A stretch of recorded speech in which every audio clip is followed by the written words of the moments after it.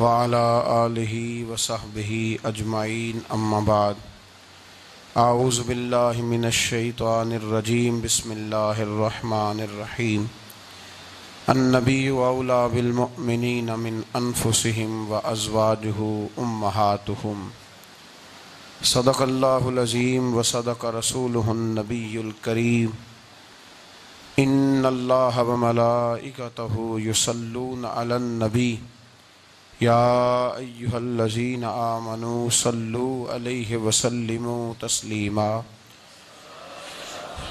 الصلاۃ والسلام علیک یا سیدی یا رسول اللہ وعلی آلک واصحابک یا سیدی یا حبیب اللہ اللہم صلی علی سیدنا و مولانا محمد معدن الجود والکرم وآلہ وصحبہ وبارک وسلم۔ تمام تعریفیں اللہ تعالیٰ جل مجدہ الکریم کے لیے اور ہر قسم کے درود و سلام نبی رحمت صلی اللہ علیہ وسلم کی ذات والا صفات کے لیے حمد و صلات کے بعد حضرت سیدہ طیبہ طاہرہ محبوبہ محبوب کائنات سیدہ خدیجۃ الکبریٰ رضی اللہ تعالیٰ عنہا کی سیرت کے حوالے سے چند باتیں۔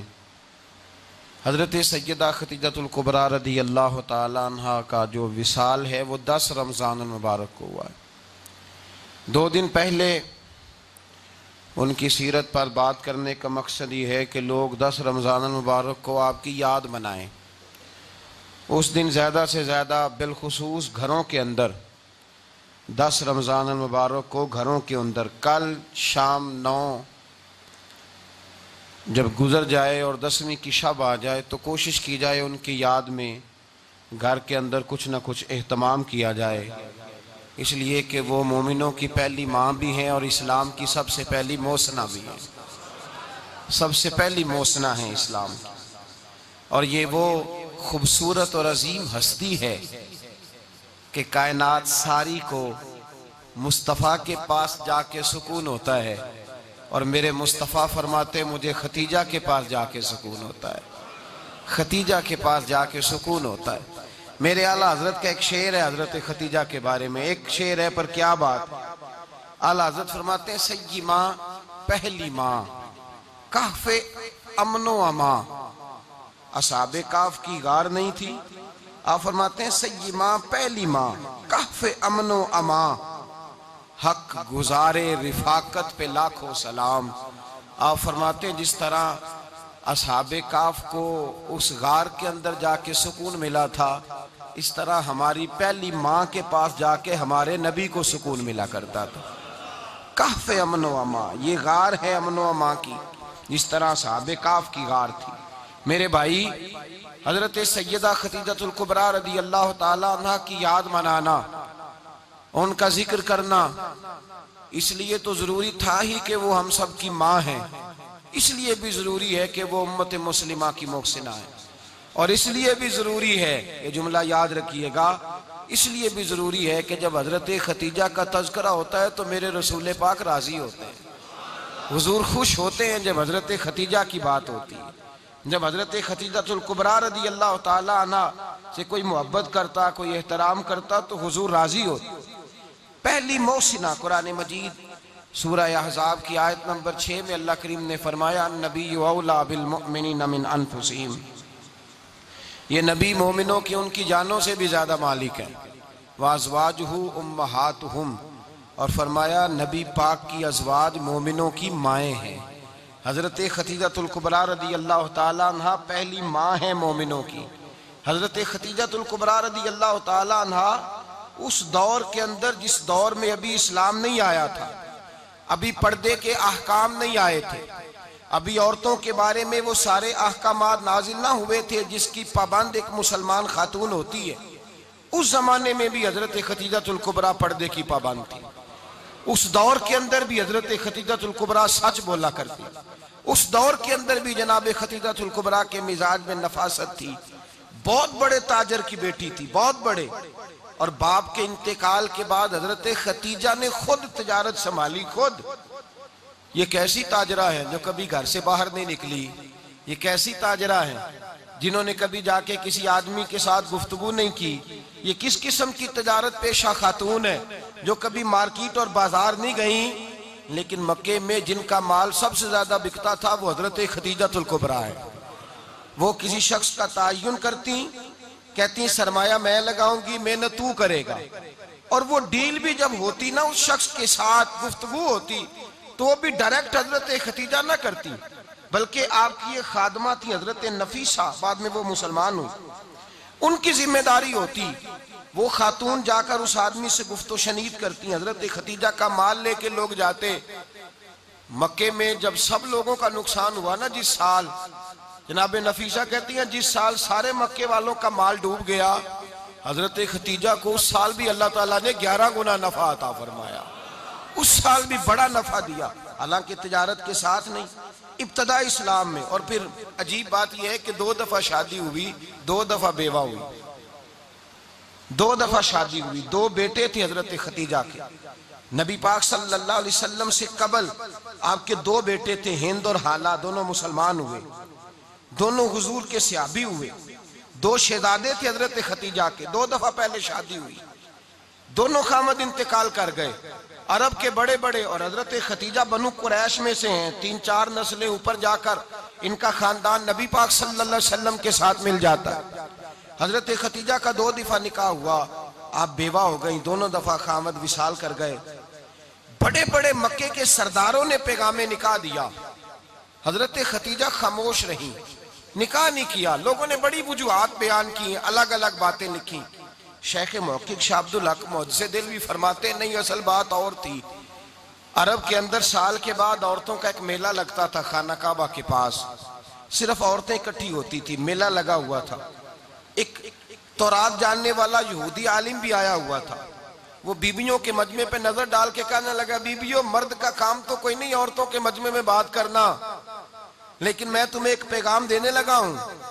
اللہ کے آخری رسول جو مکے میں پیدا ہونے والے ہیں، ان کے آنے کا وقت قریب آ گیا ہے. وہ بیوی بڑی خوش نصیب ہوگی جنہیں ان کی رفاقت ملے گی.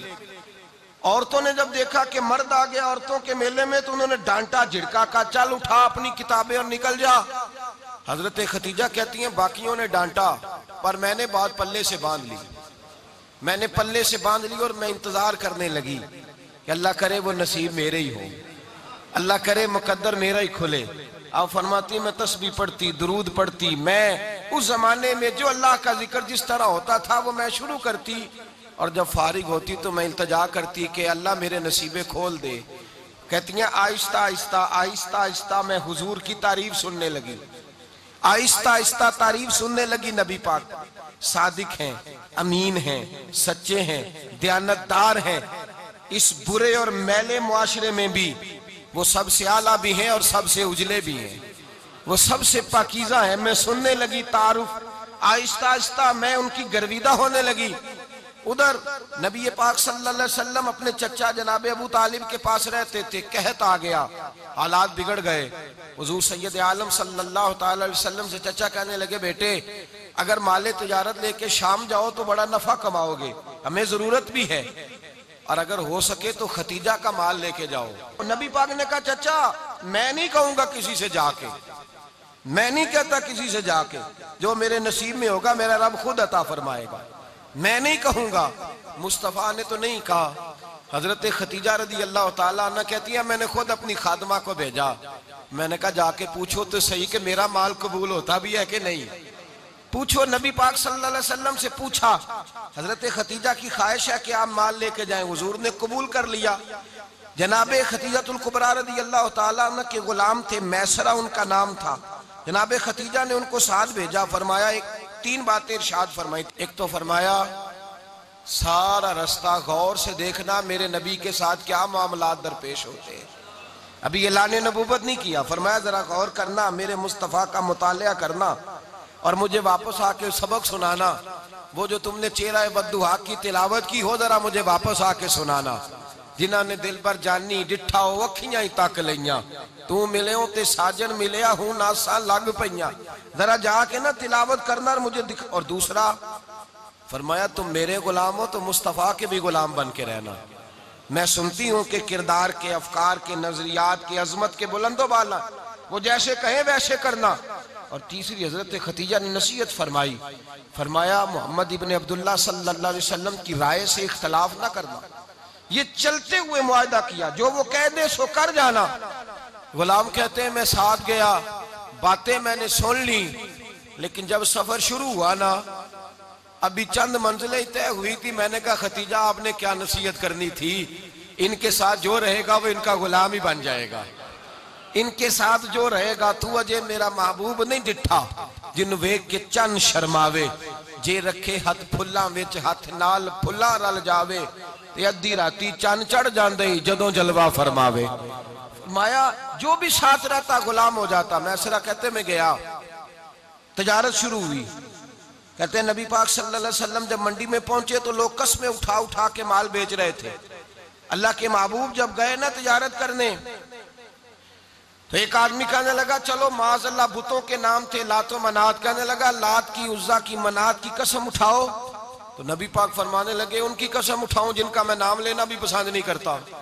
ابھی اللہ نے نبوت نہیں کیا، اور فرمایا ویسے بھی میں قسم دے کے مال نہیں بیچتا، خریدنا ہے تو خریدو، نہیں خریدنا تو نہ خریدو۔ کہتے ہیں لوگ قسمیں اٹھا اٹھا کے پیچھے جاتے تھے، پر میرے نبی جس سے رخ پھیرتے تھے وہ نبی پاک کے پیچھے ہو جاتا تھا۔ ماتے کئی گنا زیادہ نفع کمایا۔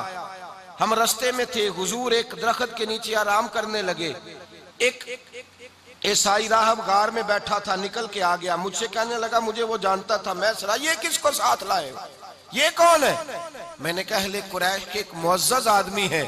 کہنے لگے یار جس درخت کے نیچے یہ لیٹے ہوئے ہیں یہاں عام آدمی نہیں لیٹ سکتا، یہاں وہی لیٹے گا جو اللہ کا سچا رسول ہوگا، یہاں دوسرا کو لیٹ ہی نہیں سکا، یہ رسول ہے، ان کا خیال رکھنا، خیال رکھنا۔ کاش میں اس وقت تک زندہ رہوں جب یہ نبوت کا اعلان کریں۔ میں اسرا کہتے ہیں میں غلام ہو گیا، نبی پاک صلی اللہ علیہ وسلم کی ادائیں مجھے بھانے لگیں۔ جب واپسی پہ نکلے تو گرمی بڑی شدید تھی، فرماتے ہیں جب دھوپ تیز ہوتی تو بادل کا سایہ آ کے حضور پہ سایہ کر دیتا، بادل کا ٹکڑا نبی پاک پہ۔ اللہ جانے کہاں بیٹھ کے لوگوں نے کتابیں پڑھی ہیں جو کہتے ہیں 40 سال کے بعد نبی بنے تھے، پتہ نہیں کہاں بیٹھ کے کتابیں پڑھی ہیں۔ ہم نے تو جو سیرت پڑھی ہے وہ بتاتی ہے کہ تیری حیات پاک کا ہر لمحہ پیغمبر لگے، ہر لمحہ پیغمبر لگے۔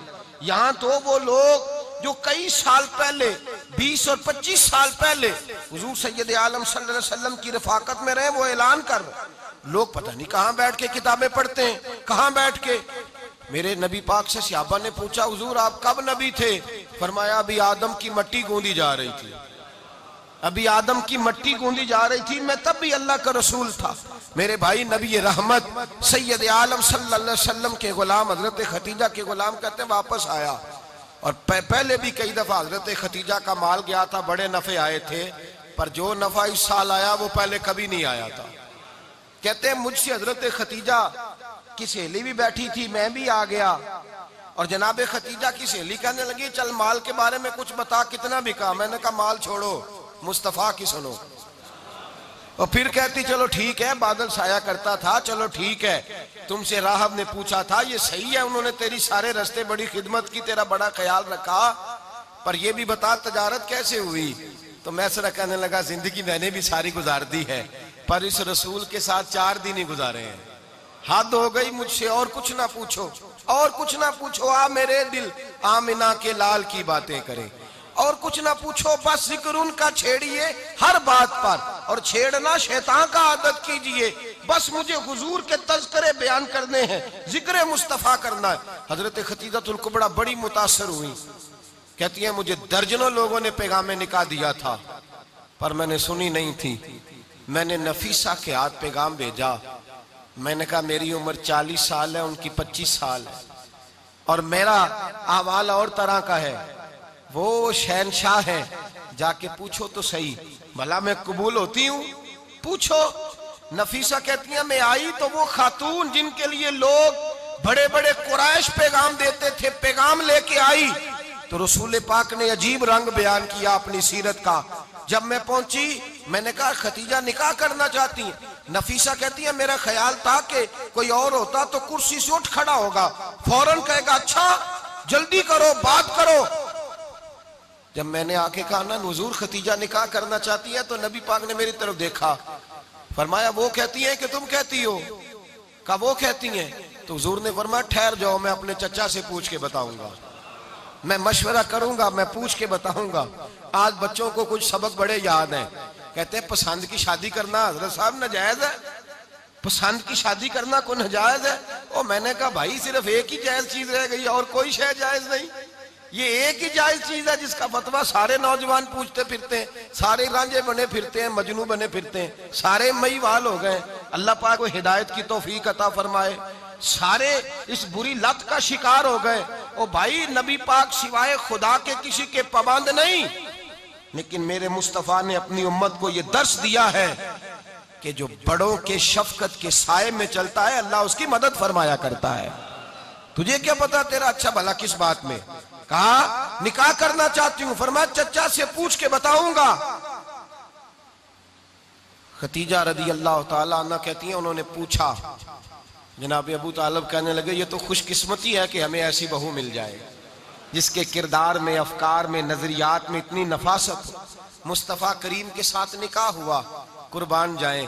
حضرت خدیجہ الکبریٰ کی شادی ہوئی تو بھائی بڑا مشکل ہوتا ہے، بڑا مشکل ہوتا ہے اپنے آپ کو ڈھالنا، لیکن جناب خدیجہ کی زندگی اٹھا کے دیکھو، میں یہ نہیں کہہ سکتا وہ کروڑ پتی تھی، ارب خرب کی میں بات ہی نہیں کر سکتا، اور 20 نوکرانیاں تھیں ان کے پاس، درجنوں ان کے پاس غلام تھے، لیکن جب رسول اللہ کے دروازہ نور پہ آئی ہیں، انہوں نے میرے نبی کے گھر میں جھاڑو بھی دیا ہے، انہوں نے حضور کے کپڑے بھی دھوئے ہیں، انہوں نے رسول اللہ کے لیے اپنے ہاتھوں سے کھانا بنایا، انہوں نے دیکھا کہ نبی پاک صلی اللہ علیہ وسلم کو دولتوں سے، تجارتوں سے، سرمایہ سے پیار نہیں، جتنی دولت تھی شام کو لا کے قدموں میں رکھ دی، کہا محبوبہ جب میں تیری ہوں تو میری ہر شے ہی آپ کی ہے۔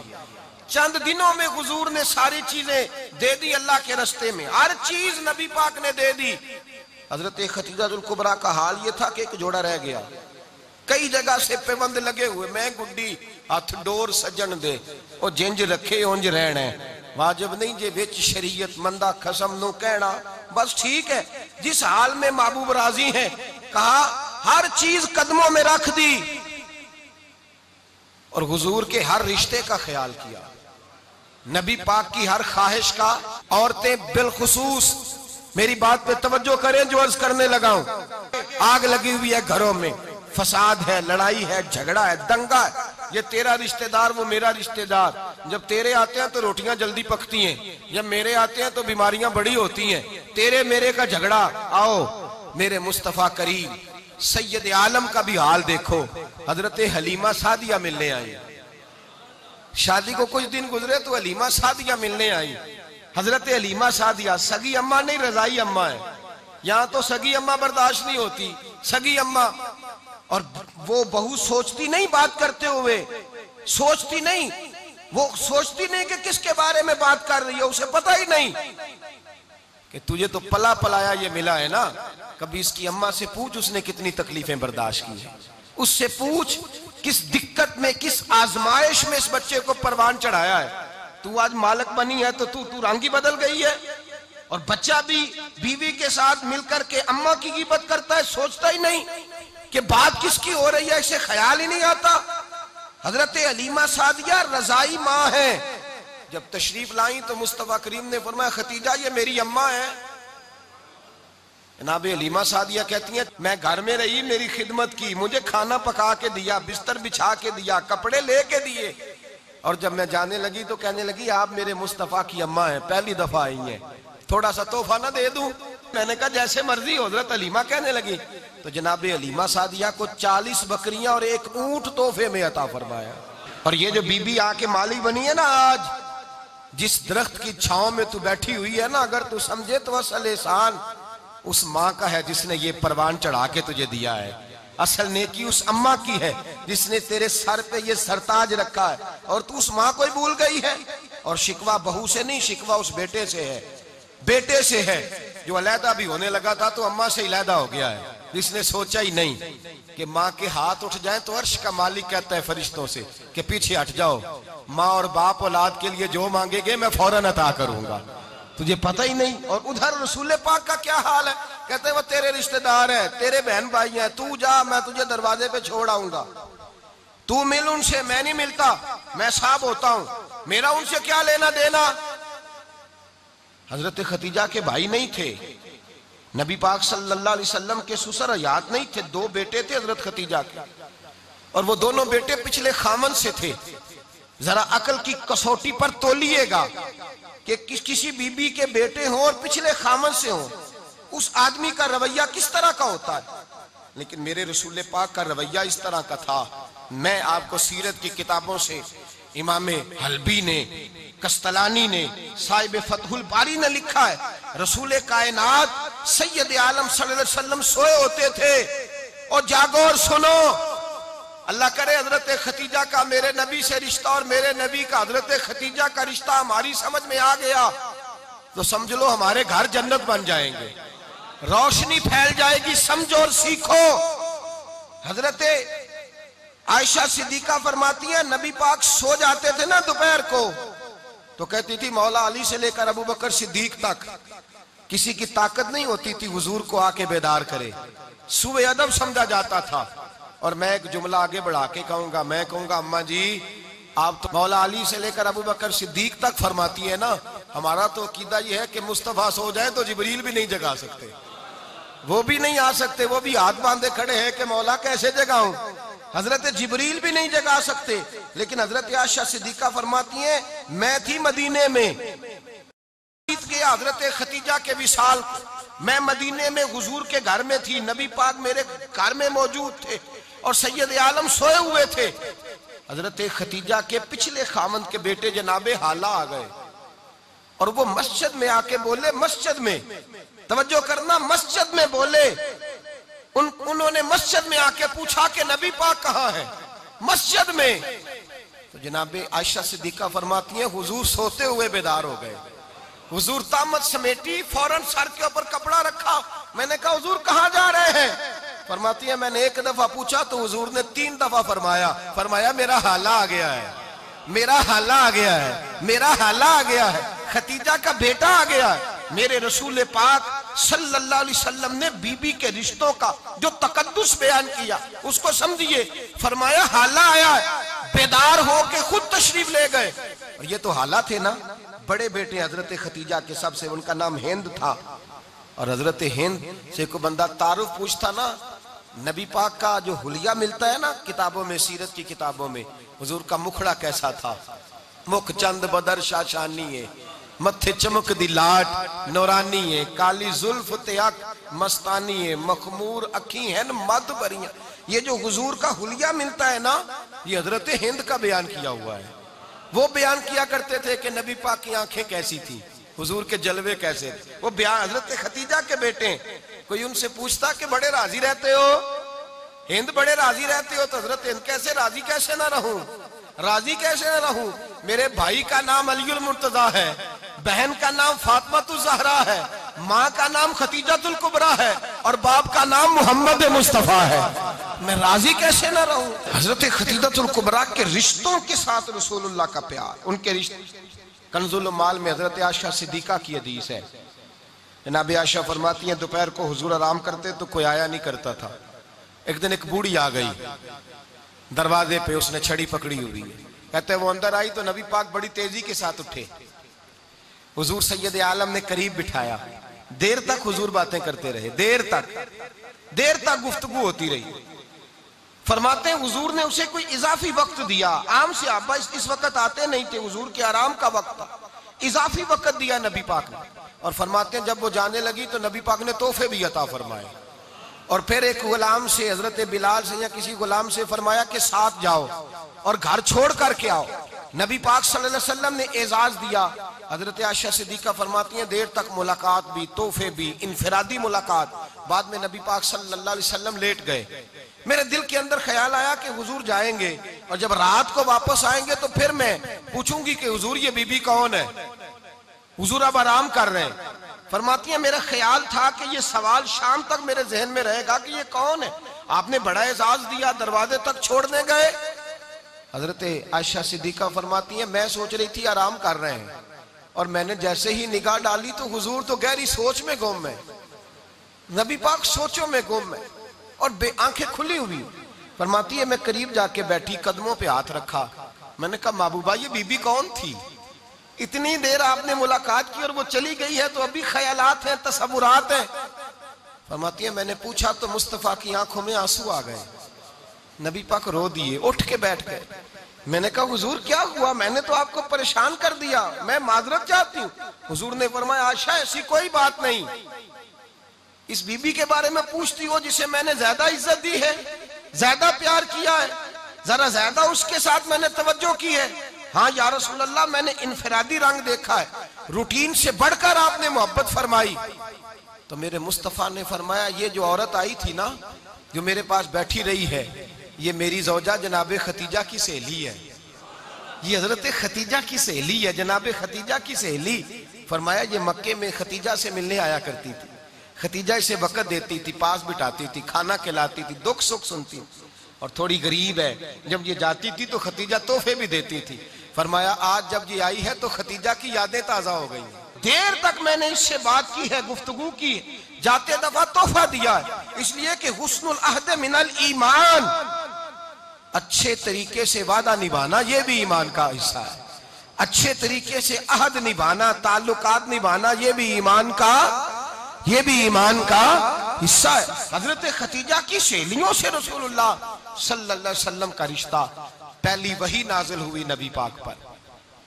اب حضور جب ابتدائے وحی کے ایام آئے تو حضرت ختیجہ فرماتی ہیں رسول پاک غار حرا میں چلے جاتے، کئی کے دن وہاں رہتے، پہلی وحی آئی تو قرآن مجید کی تاثیر یہ ہے کہ لو انزلنا ھذا القرآن علی جبل لرأیتہ خاشعا متصدعا من خشیۃ اللہ، فرمایا اگر میں پہاڑوں پہ نازل کروں قرآن کو تو وہ بھی میرے خوف سے ریزہ ریزہ ہو جائے، اتنی تاثیر ہے۔ جب حضور کے قلب اطہر پر آیا تو نبی پاک کامتے ہوئے گھر آئے، زملونی زملونی، مجھے چادر اڑاؤ چادر اڑاؤ۔ حضرت ختیجہ نے چادر دی، بیٹھ گئے، کہا ختیجہ آج کوئی آنے والا آیا ہے، اقرأ بسم ربک الذی خلق، یہ آیات اس نے مجھے دی ہیں اور میں بڑے خوف کے عالم میں ہوں۔ حضرت ختیجہ کے لفظ بڑے حسین ہیں، جناب ختیجہ الکبریٰ رضی اللہ تعالیٰ عنہ کیا فرماتی ہیں؟ کہتی ہیں یا رسول اللہ صلی اللہ علیہ وسلم آپ غم نہ کریں، رب آپ کو رسوا نہیں کرے گا، عزتیں عطا کرے گا۔ اور دلیل کیا ہے؟ حضرت ختیجہ فرمانے لگی دلیل یہ ہے کہ آپ غریبوں کی مدد کرتے ہیں، مسکینوں کا خیال رکھتے ہیں، اور محبوبہ کمزوروں کا بوجھ آپ اٹھاتے ہیں، جس کے اندر یہ خوبیاں ہوتی ہیں اللہ اسے عزت ہی عطا فرمایا کرتا ہے۔ حضرت ختیجہ الکبریٰ رضی اللہ تعالیٰ عنہ سب سے پہلے نبی پاک پہ ایمان لائی۔ بڑا مشکل ہوتا ہے، ہمارے جو فلسفے کے لوگ ہیں وہ کہتے ہیں بہت بڑا ولی اللہ بھی ہو تو بیوی اس کی مان جائے، یہ مشکل ہوتا ہے کام، یہ مشکل ہوتا ہے۔ حضرت ختیجہ الکبریٰ رضی اللہ تعالیٰ عنہ سب سے پہلے ایمان، اور کس طرح کا ایمان؟ کس طرح کا ایمان؟ ابن ماجہ میں روایت ہے، غور کرنا، حضرت قاسم نبی پاک صلی اللہ علیہ وسلم کے صاحبزادے، حضور کی 6 اولادیں، 4 بیٹیاں 2 بیٹے حضرت ختیجہ سے ہوئے، 4 بیٹیاں اور 2 بیٹے۔ دھوکہ دیتے ہیں بعض لوگ، کہتے ہیں حضرت ختیجہ کی ایک ہی بیٹی تھی، حضرت قاسم حضور کے بیٹے تھے، وہ وصال کر گئے۔ حضرت ختیجہ ابھی دودھ پلاتی تھی کہ شہزادے پردہ کر گئے۔ ایک دن گھر میں بیٹھی ہوئی تھی تو کہنے لگی یا رسول اللہ صلی اللہ علیہ وسلم میرے بیٹے قاسم کے حصے کا دودھ میرے وجود میں بھر آیا ہے، کاش میرا رب اتنا موقع دیتا کہ میرا بیٹا مدت رضاعت ہی پوری کر لیتا، وہ دودھ پی لیتا۔ نبی پاک نے فرمایا ختیجہ تو غم نہ کر، اللہ تبارک و تعالیٰ نے تیرے بیٹے کی مدت رضاعت جنت میں پوری کر دی ہے، جنت میں پوری کر دی ہے۔ اور نبی پاک نے اپنا اختیار بیان فرمایا ابن ماجہ میں، رسول پاک نے فرمایا اگر تو کہے تو میں یہاں بیٹھے بیٹھے تجھے تیرے بیٹے کی آواز سناؤں، عرض کروں رب کی بارگاہ میں ابھی تجھے سناؤں تیرے بیٹے کی بات، ابھی وہ جنت میں بولے۔ لطف نہیں آیا آپ کو اس بات کا؟ میں ابھی سناؤں تجھے بات، سیاستہ کی روایت، ابھی سناؤں تیرا بیٹا بولے گا جنت میں، آواز یہاں مکے میں آئے گی، سناؤں؟ بڑے لوگ کرامت دیکھنا چاہتے ہیں، معجزہ دیکھنا چاہتے ہیں، کہتے ہیں جی میں تو وہ دیکھ کے آؤں گا، کہا سناؤں؟ حضرت ختیجہ کا ایمان دیکھیں، کہنے لگی محبوبہ مجھے سننے کی کیا ضرورت ہے، میں خدا کو بھی مانتی ہوں، محمد مصطفیٰ کو بھی مانتی ہوں۔